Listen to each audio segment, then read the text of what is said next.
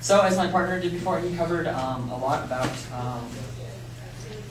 affirmative action, and our policy is to do away with a certain part of affirmative action. There's a lot of policy in affirmative action that allows for special programs for minorities that would still continue with our policy, which is to implement Proposition 209 into as a federal law. Currently it's a state law. We want to implement it federally, and as my partner previously said, that just covers getting rid of making sure that educational institutions, government employees, and government contracts cannot be given out to people who cannot be given out because of race, gender, or basically any minority. They can't be preferential towards that. So, as my opponent stated before, talking about women and minorities and how that affirmative action actually creates and makes them feel better, and obviously it brings them into the workplace, but it makes them feel well. I have several quotes from people who are like students in these large institutions, schools, that for instance, this student went to Yale at graduate school, and she believes that she got into graduate school because of affirmative action, and so did all of her peers, including people who were not minorities. And so she just felt like she was kind of taken down by it, because the only way she could have gotten there was because of affirmative action. Well, she quotes saying that it was obvious that most of my fellow classmates knew I was there on a full scholarship and assumed that I'd gotten into the school through some official attempt at diversity. Here's the thing, though. That might have been exactly why I got in. And guess what? I was not academically equal to my peers and woefully unprepared for the math-heavy statistical analysis needed to complete the basic courses in data mining. So she went into graduate school, and she wasn't prepared to go to graduate school, but she got into school. She was academically lower on level, and if she didn't have, if there wasn't affirmative action, she probably wouldn't have gotten into that school, and she wasn't prepared for it. So she went in and she failed, and she never actually graduated because of this. Later on, she went on to become a reporter, and she also said that, but it was painful preparation for the real world, because since then, I've not held a job in teaching, government, or journalism where someone didn't imply or flat out declare that I got it just for being Hispanic. So she was a woman and a minority, and the reason she got it, what she thought, and she thought other people thought of her, was because she was Hispanic, and that's the only reason she had these jobs. So it kind of degrades their value that people believe that they are.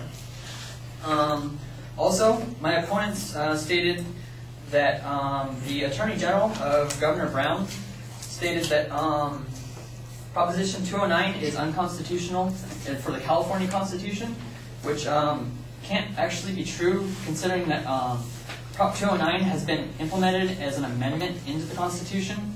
So it's a part of the Constitution. An amendment of the Constitution can't be unconstitutional because it's part of the Constitution. So that's kind of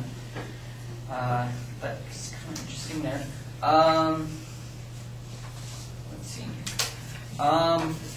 Our program, Prop 209, has a lot of good things going for it. Talk about a little bit about government contracts. So contracting for the government, they spend a lot of money, and they don't have a bureaucracy can't cover everything, so they need to contract out to other contracts.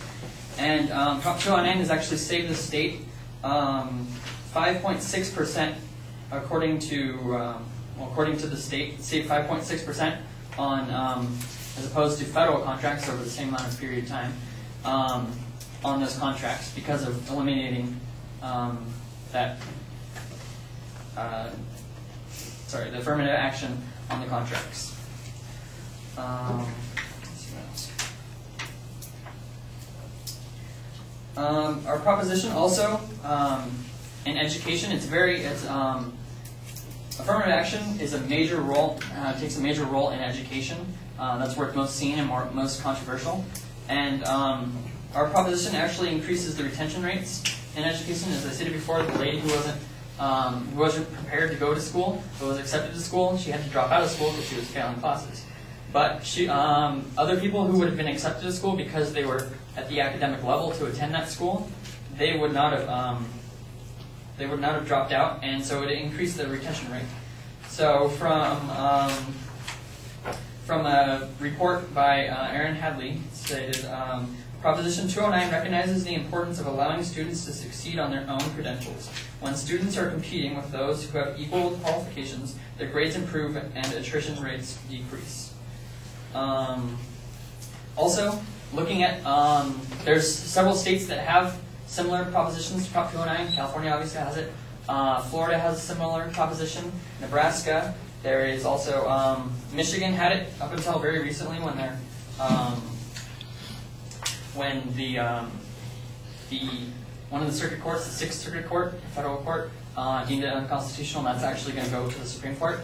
They've had it, but they're all similar. And looking at that, just going on to U.S. News and World Report for the most diverse schools in the nation. The top 25 diverse schools, 9 out of 25 of them are in California, where this policy is in place. And there's also 2 more in Michigan. So 11 out of the 25 are in states have most diverse schools in the nation, are in states that don't have affirmative action. And that's it.